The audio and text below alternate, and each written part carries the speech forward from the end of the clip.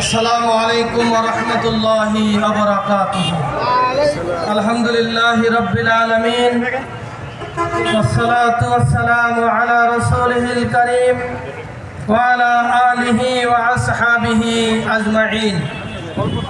বাংলাদেশ শ্রমিক কল্যাণ ফেডারেশন ঢাকা জেলা কর্তৃক আয়োজিত আজকের এই সমাবেশের সম্মানিত সভাপতি, সম্মানিত বিশেষ অতিথিবৃন্দ, সম্মানিত শ্রমিক নেতৃবৃন্দ, সম্মানিত শ্রমিক ভাইয়েরা, আজকের আপনারা যেই সমাবেশে উপস্থিত হয়েছেন প্রত্যেকেই এর ইতিহাস জানেন।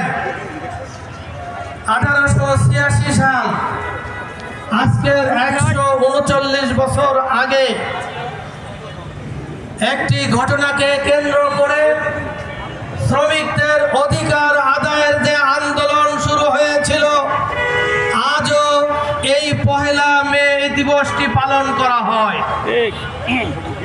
আসলে শ্রমিকদের অধিকার আদায়ের জন্য বিশ্বনবী হযরতে মুহাম্মদুর রাসূলুল্লাহ সাল্লাল্লাহু আলাইহি ওয়াসাল্লাম যে অধিকার প্রতিষ্ঠা করে গিয়েছিলেন, সেই আদর্শকে বাস্তবায়নের জন্য সারা দুনিয়ার শ্রমিক ভাইয়েরা যদি ওই আদর্শ গ্রহণ করতেন, আজকের এই 139 বছর আগের এই ইতিহাস তৈরি হতো না।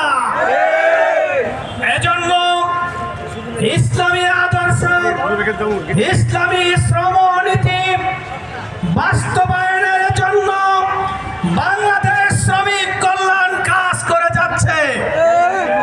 এই আদর্শ বাস্তবায়নের জন্য আমরা যদি ভূমিকা পালন করতে পারি, আমাদেরকে আন্দোলন নিয়ে মাঠে ময়দানে থাকতে হবে না।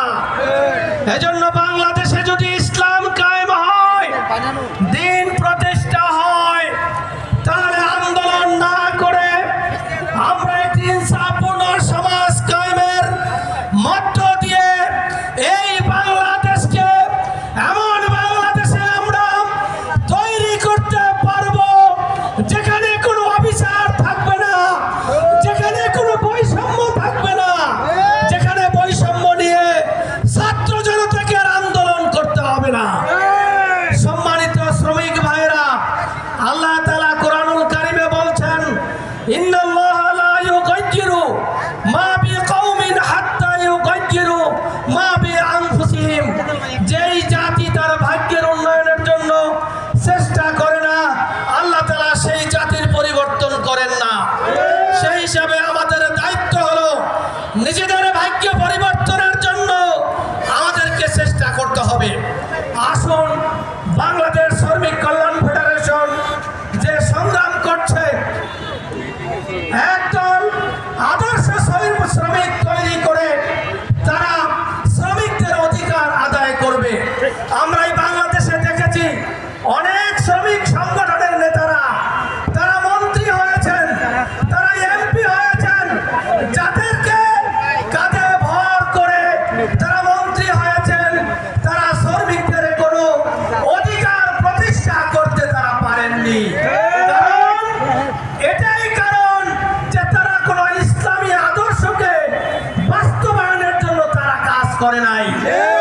আর শ্রমিক কল্যাণ ফেডারেশন সেই কাজটাই করে যাচ্ছে। এই শ্রমিক সংগঠনে যারা নেতা রয়েছেন, তারা শ্রমিকদের অধিকার আদায়ের জন্য চেষ্টা করছে। আসুন, এই শ্রমিক কল্যাণ ফেডারেশনকে শক্তিশালী করার লক্ষ্যে আমরা মাঠে ময়দানে ভূমিকা পালন করি। আল্লাহ তাআলা আমাদের সে তৌফিক দান করুন।